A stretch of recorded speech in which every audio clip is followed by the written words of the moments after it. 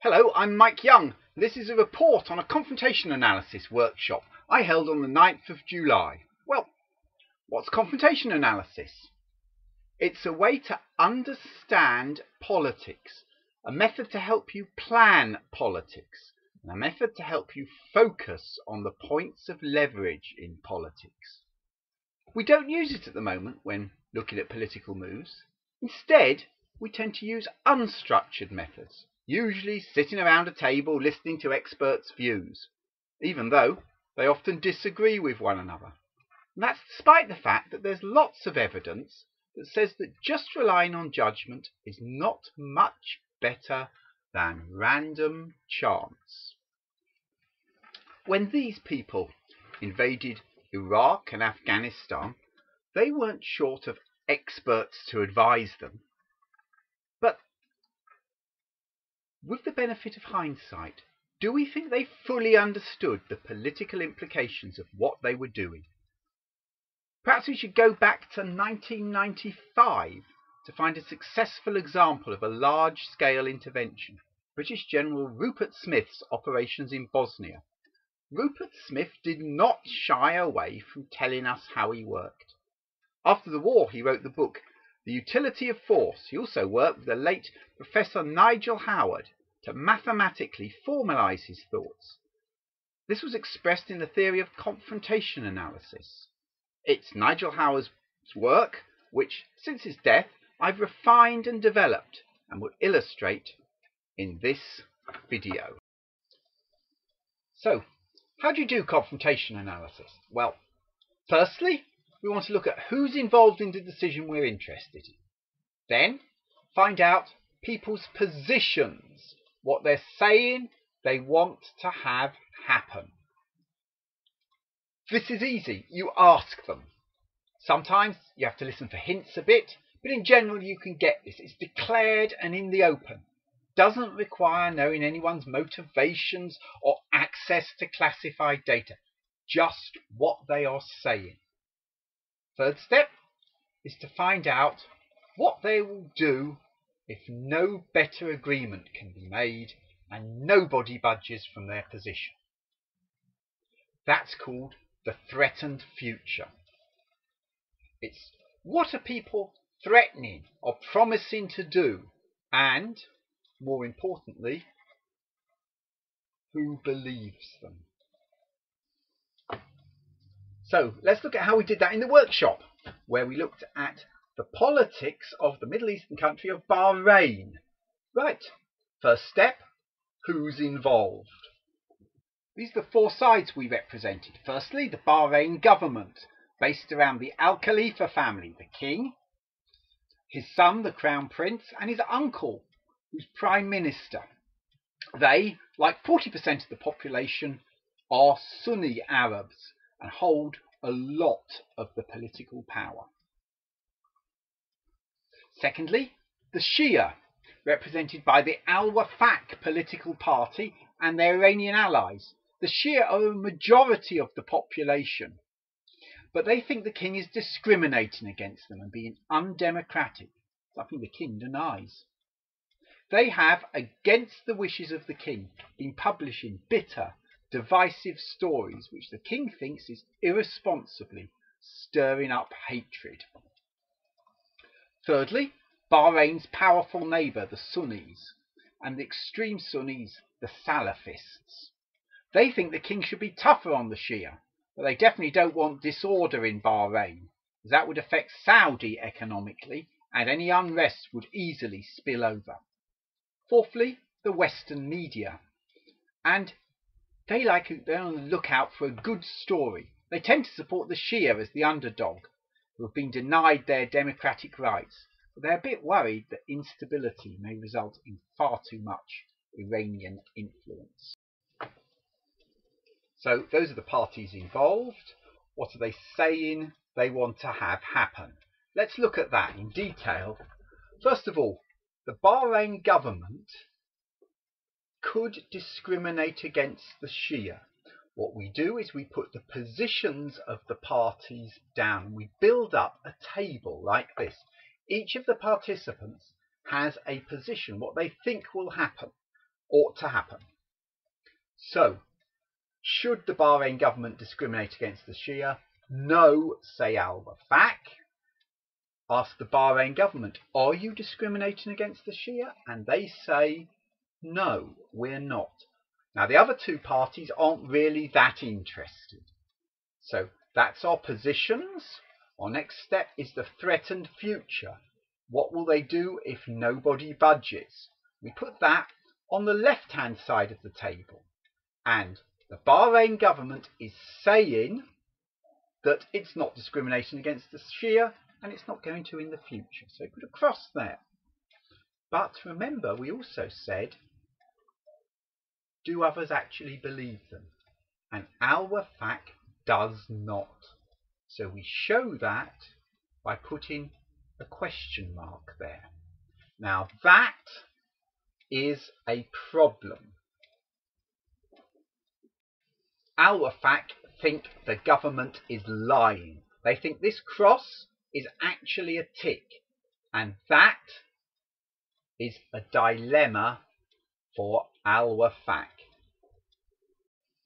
Al-Wafaq don't trust the Bahrain government, so this is actually what's known as a trust dilemma. Here's the problem copied into my Dilemma Explorer program. As you can see on the right hand side there are 5 extra columns. These 5 columns represent the 5 dilemmas that it's possible to have. All the problems anyone can have will be one of these 5 dilemmas. At the moment the columns are blank. That's because this row has everyone in agreement about the outcome. That is, everyone agrees that the king should not discriminate or doesn't care about it. But we forgot that doubt. Al-Wafaq doesn't believe this. It thinks the king's lying. Put that in and the computer will register the dilemma.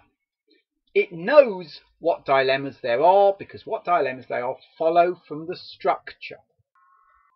And when you have one of these dilemmas, your mind is concentrated on finding ways to get rid of them. But there are a selection of ways, and the software will show you which ways you can use when you click on it. So press pause if you want to read this in more detail. These are the 4 strategies that al-Wafaq could take to remove its trust dilemma. But that's not the only problem. There's other ones as well. Al-Wafaq is publishing these anti-government stories. Now al-Wafaq says, yes, I want to do it, but the Bahrain government says, I don't want you to do it. Don't want you to do it either, say the Saudis. And in the future, what's going to happen if nothing changes? Al-Wafaq is going to carry on publishing them in defiance of the Bahrain government. So that gives a different dilemma, a persuasion dilemma. Al-Wafaq is defying the Bahrain government, and the Bahrain government needs to persuade al-Wafaq not to do it. Click on these bars and you'll be able to see the details of what the Bahrain government could do to overcome this dilemma. Press pause if you want to read them in more detail. But the Bahrain government has another problem. The Western press has picked up on this and is publishing the same stories.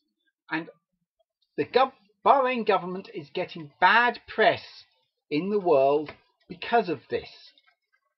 And that's going to carry on happening, giving the Bahrain government another dilemma.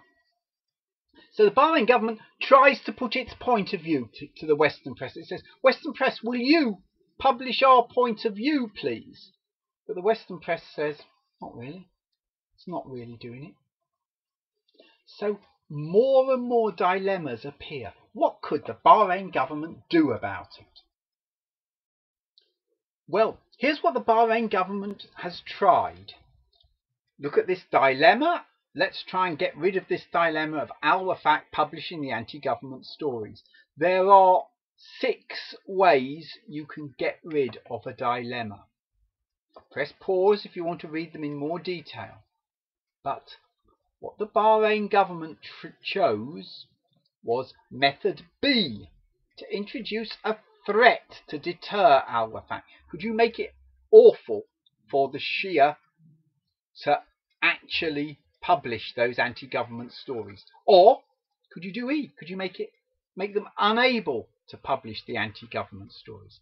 So what they did was they took the most virulently anti-government things. In this case, it was people who'd been tweeting against the king, and they shoved them in jail. Don't do that, said al-Wafaq. Don't do that, said the Western press. They got dilemmas. They don't want it to happen. But this action, it was caused by the Bahrain government because they wanted to stop this happening. Were they successful? Did the tweets stop? No. The tweets continued even when the anti-king tweeters were in jail.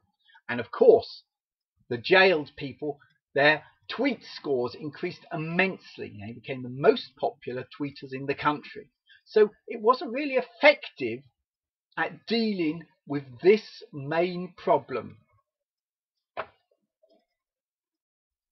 Saudis also wanted this to happen.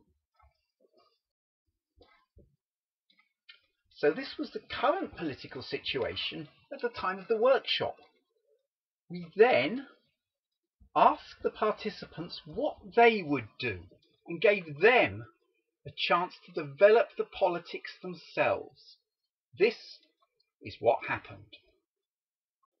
Well, the Bahrain government looked at its dilemmas and also looked at the ones the Western press had. The Western press was concerned about the jailing of the tweeters, but the Bahrain government was concerned about the fact the Western press wasn't publicising what it thought. So what it decided to do was to make a release of the tweeters and make the Western press get a lot of credit for it, because then the award ceremonies and things could give good publicity to the Bahrain government. So what happened was the Bahrain government showed the Western press was influential in releasing the tweeters, released the tweeters, stopped with keeping the tweeters in. The Western press's dilemmas disappeared, but also the Bahrain government was working on its dilemma as well, because the Bahrain government's viewpoints appeared in the West. Here's another idea, this time one that al-Wafaq had. Perhaps the Bahrain government could organise a commission to investigate discrimination. That would help reduce distrust and the Bahrain government's cooperation dilemma. But when the Bahrain government was offered it, it wasn't really enthusiastic. It decided not to. It wasn't very supportive.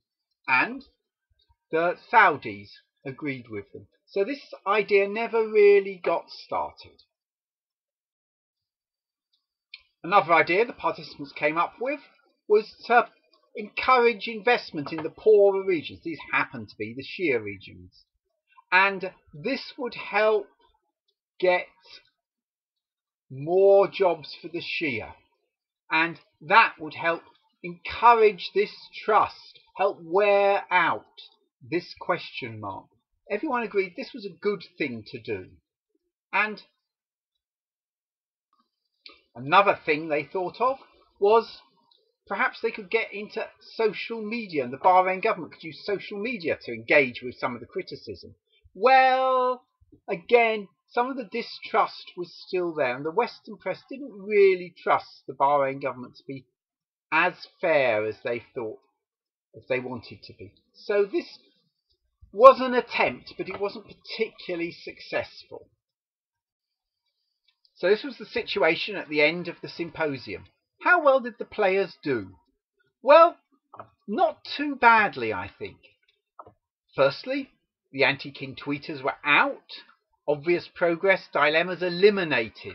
The Western press was publicising the Bahrain government's point of view much more than it had been. And this had the effect of weakening this problem, because if people could see both sides, this drives us towards moderation. So, by looking at the important dilemmas, especially the ones at the top here, and by working on eliminating those, we got a greater focus, a greater ability to look at what we were really trying to achieve, and probably did better than the Bahrain government's attempts at limiting anti-government stories by shoving people in jail. That just hadn't worked. Are there problems remaining? Yes, there are, but they're smaller problems than the big problems we started off with. And we've got that focus on the important dilemmas. That's these ones at the top. And we're looking at different ways. There's 4 ways of solving this dilemma. There's 6 ways of solving this dilemma. This gives us an ability to think in a different dimension from usual. Often people just try B, and they think again and again of harder and stronger threats, leading to escalation. No, this way, with confrontation analysis, think of the other methods, A, C, D, E, and F. And that will help move us towards de-escalation, towards peace. So back to the confrontation analysis method. Participants, who's involved, relatively easy to do. Positions, what are they saying they want to have happen? Again, relatively easy to do. Threatened future, what will they do if no one budges? Easy to do. But then, from that, we can see dilemmas. And from the dilemmas, we can see strategies.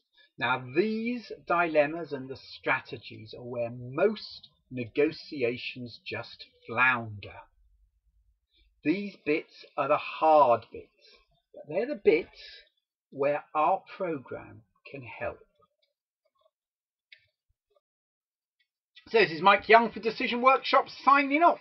I hope you can see how confrontation analysis can help you understand a political problem by expressing it in terms of these ticks, crosses and question marks, and seeing the dilemmas that follow from it. I hope it can help you plan your next political moves by being able to look at what dilemmas are important and which ones you want to focus on eliminating. So that's the method. That's the power of confrontation analysis.